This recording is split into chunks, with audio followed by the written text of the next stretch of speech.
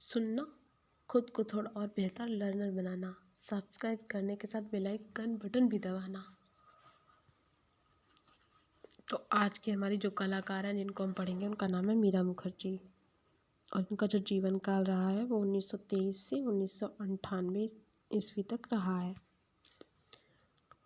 पहले इनके हम जन्म एवं शिक्षा के बारे में पढ़ेंगे। मीरा का जन्म कोलकाता में 1923 में हुआ। इनके पिता द्विजेंद्र मोहन मुखर्जी एवं माता बीना पानी देवी थीं।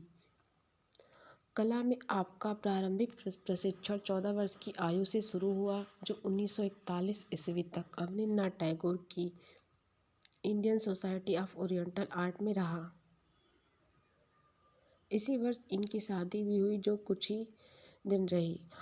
इस अलगाववाद के पश्चात उन्होंने अपना कला अध्ययन पुनः जारी रखा और कोलकाता के government college of art and craft में प्रवेश लेकर चित्रकला में डिप्लोमा हासिल किया। इसके पश्चात सन 1947 में दिल्ली पॉलिटेक्निक से भी ग्राफिक कला एवं मूर्तिकला में डिप्लोमा प्राप्त किया। तो जो अभी तक के पैराग्राफ में इम्पोर्टेंट था कि इनका जन्म हुआ था 1923 में। कहाँ हुआ था? कोलकाता में। इनके पिताजी का नाम था द्विजेंद्र मोहन मुखर्जी और माता का बीना पानी देवी था। इनकी जो शिक्षा हुई है वो Indian society of oriental art में और उसके बाद दिल्ली पॉलिटेक्निक से भी ग्राफिक कला एवं मूर्तिकला में इन्होंने डिप्लोमा किया है। और इनका वैवाहिक जो जीवन था वो काफ़ी सफल नहीं था, तो अलग हो गई थी। अलगाववाद के पश्चात इन्होंने अपना कला अध्ययन भी जारी रखा था। शांति निकेतन प्रवास के दौरान इंडोनेशियन कलाकार इफेंडी, जो राज्य की मेहमान थीं, से भी कला में प्रशिक्षण लिया, जब तक उन्हें मुनीख जर्मनी से पढ़ने का वजीफा नहीं मिला था। मतलब जो एक इंडोनेशियन कलाकार शांति निकेतन में रह रही थी, उनसे इन्होंने शिक्षा ली थी, प्रशिक्षण लिया था, जब तक इनको जर्मनी जाने के लिए स्कॉलरशिप नहीं मिल गई थी। और वो जो कलाकार थी इंडोनेशिया की, उनका नाम था इफेंडी। यहाँ सन 1953 में उन्हें टोनी स्लेडर और हेनरी कर्चनर के सानिध्य में कार्य करने का अवसर प्राप्त हुआ। वह टोनी स्लेडर ही था जिसने मीरा को चित्रकार से मूर्तिकार बनने में सहायता दी। मीरा काफ़ी वर्षों तक यहीं रहीं और ब्रॉन्ज में मूर्तियाँ ढालने की बारीकियों का अध्ययन किया और फिर रचनात्मक रूप से उन्हें अपनी मूर्ति में ढाला। भारत लौटकर मीरा 2 वर्ष तक मायलापोर, चेन्नई रही और पारंपरिक ब्रॉन्ज में कार्यरत शिल्पकारों के कार्यों को देखा व रिकॉर्ड किया, जिससे उन्हें उनके कार्यों को करने में अनुकृतियाँ ढालने में सहायता मिली। यही नहीं, उन्हें नेपाल और पश्चिम बंगाल के ब्रॉन्ज की शैली से भी सहायता मिली।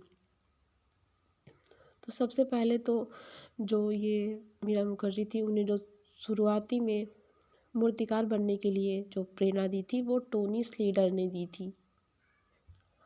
और जो मीरा मुखर्जी हैं, इन्होंने ब्रॉन्ज में मूर्ति ढालने की बारीकियों का अध्ययन जर्मनी में भी किया और जब वहाँ से वापस लौट के आई तो चेन्नई में पारंपरिक ब्रॉन्ज में कार्यरत शिल्पकारों को भी उन्होंने देखा और उसके बाद नेपाल और पश्चिम बंगाल में भी इन्होंने जो ब्रॉन्ज की शैलियाँ थी उनको देखा और वहाँ से सीखा भी।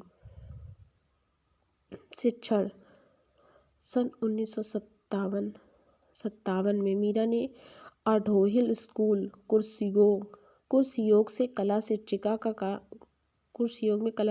कार्य संभाला, जहां वे 1959 तक रहीं।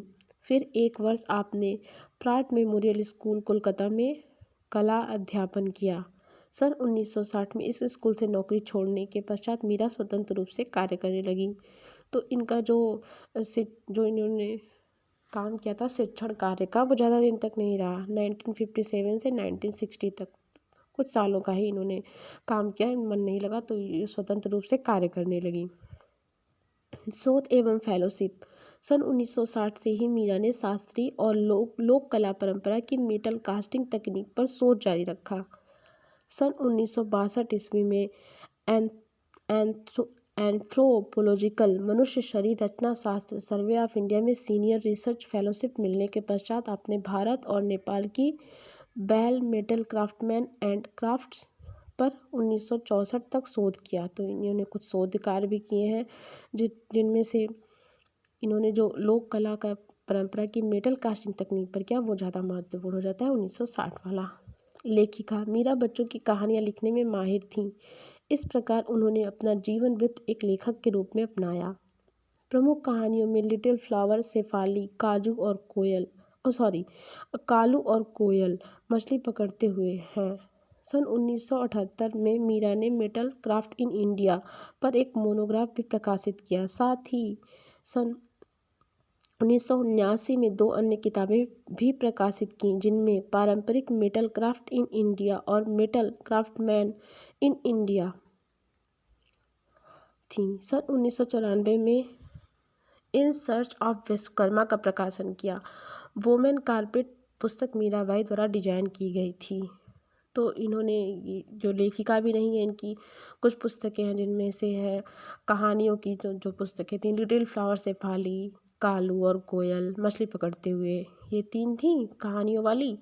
और जिस पर मोनोग्राफ एक प्रकाशित किया था, मेटल क्राफ्ट इन इंडिया पर मोनोग्राफ प्रकाशित किया गया था 1978 में। उसके बाद इनकी 2 अन्य किताबें हैं जिनमें जो 1979 में जो प्रकाशित हुई थी, पारंपरिक मेटल क्राफ्ट इन इंडिया और मेटल क्राफ्टमैन इन इंडिया।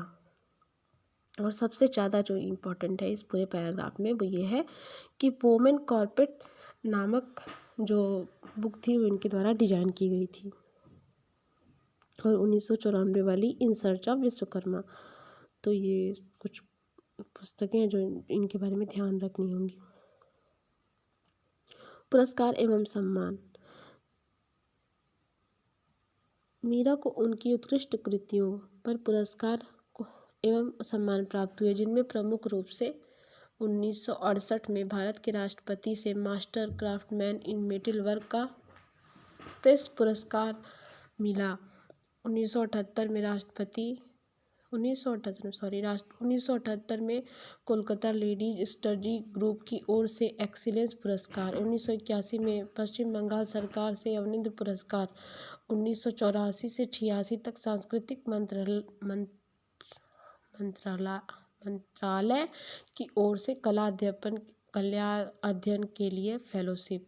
सन 1992 में भारत सरकार से उन्हें पद्मश्री से सम्मानित किया गया। भारत सरकार से उच्च शिक्षा के लिए एमरिट्स फेलोशिप भी प्राप्त हुई।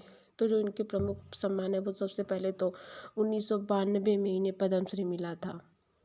और बाकी अगर आपको याद रहता है तो वो भी याद रख सकते हैं, लेकिन 1992 वाला पद्मश्री तो बहुत ही इम्पोर्टेंट है इसमें। और ऊपर का है मीरा को उनकी उत्कृष्ट कृतियों पर 1968 में जो मिला था भारत के राष्ट्रपति से मास्टर क्राफ्टमैन इन मेटल वर्क, ये इम्पोर्टेंट हो गया 2 पुरस्कार। चित्रण कार्य। मीराबाई के कार्यों के 2 विशेष लक्षण थे जो मीरा के कार्यों की आत्मा का प्रतिनिधित्व करते थे। पहला मानवतावाद का उत्सव और दूसरा स्वतंत्रता का आनंद लेना।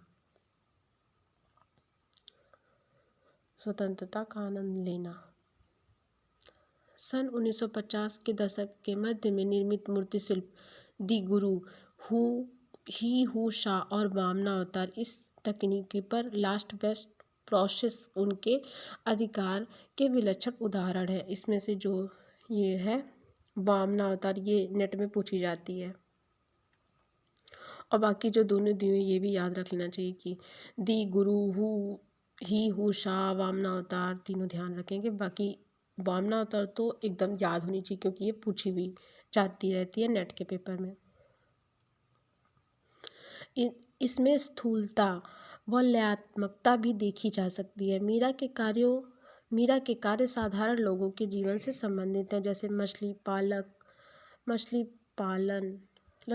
होना चाहिए, कांथा का कार्य करते हुए मजदूर, मिट्टी उठाए हुए। कुछ मूर्तियाँ नृत्य एवं संगीत पर आधारित हैं, जैसे शिव नृत्य जिसमें गत्यात्मकता का पुट है। पूर्व में मीरा के मूर्ति शिल्प आदिवासियों पर आधारित थे। इन आदिवासियों को आपने ढलाई की प्राचीन पद्धति से निरूपित किया था, यानी लॉस्ट वैक्स प्रोसेस द्वारा। ये आदिवासी पश्चिम बंगाल के ढोकरा, बस्तर मध्य प्रदेश के कोरुआ और बिहार के मल्हार थे। तो इनमें जो पश्चिम बंगाल के जो बस्तर मध्य प्रदेश वाला जो है वो इनका पूछा जाता है काफ़ी। तो ये याद रहना चाहिए कि ये बस्तर मध्य प्रदेश की गोरुआ जनजाति से भी संबंधित है। और दो और क्षेत्र हैं जिनसे ये संबंधित मानी जाती हैं, तो पश्चिम बंगाल के ढोकरा और बिहार के मल्हार। बाकी बस्तर वाला तो आता रहता है पेपर में। इसके पश्चात मीरा के मूर्ति शिल्पों में रूपाकार 1978 ईस्वी की विनाशकारी बाढ़ तथा सन 1984 की भोपाल त्रासदी पर आधारित थी। तो ये जो भोपाल त्रासदी पर आधारित है वो भी इम्पोर्टेंट हो जाता है, जो मानव के प्रति उनके गहरे सरोकार की सशक्त अभिव्यक्ति है। इस पद्धति पर उकेरे शिल्पों में आपने धरातल के टेक्सचर पर बल दिया है। आपके अन्य मूर्ति शिल्पों में के विषयों में प्रमुख हैं टोकरी बुनने वाले, मछुआरे, लोक संगीतकार आदि। इन सभी मूर्ति शिल्पों पर लैड टेक्सचर आदि की बहुलता दर्शित है। सन 1972 में निर्मित कलिंगा में अशोक, ये भी इनका नेट में पूछा जाता है। 1987 में अनटाइटल्ड ब्रॉन्ज, 1989 में ब्रॉन्ज में निर्मित मिनी बस। ये मिनी बस का तो यहाँ पे दिया ही हुआ है, जो इनका मूर्ति शिल्प है, चित्र दिया हुआ है यहाँ पे। 1997 में दुर्गा षष्ठी 1970, माँ बच्चा 1971, अर्थ टू हेवन 1978, लुहार, मिट्टी ढोने वाले, अपवा। निर्मल सेन गुप्ता का पोर्ट्रेट भी उत्कृष्ट है। तो पोर्ट्रेट में हमें सिर्फ इनका निर्मल सेन गुप्ता का पोर्ट्रेट ही मिलता है, बाकी तो सारी इनमें अलग अलग नाम है मूर्तियों के। मीरा की एक कृति सम्राट अशोक ITC मौर्य नई दिल्ली के नंदिया बगीचे में प्रदर्शित है। मीरा के कार्य जो अंतर्राष्ट्रीय ओकेजन में बिके, उनमें प्रमुख रूप से क्रिस्टीज और इनवैल्यूएबल है। मीरा की एक वर्ष में कुछ कृतियों का निर्माण करने वाली कृतियों का निर्माण करने वाली कलाकार जानी जाती हैं, परंतु जो भी कृतियों का निर्माण करती हैं वे उत्कृष्ट होती हैं। सन 1998 में मीरा इस कला जगत को अलविदा कह गई। तो ये थी आज की कलाकार मीरा मुखर्जी। Thank you.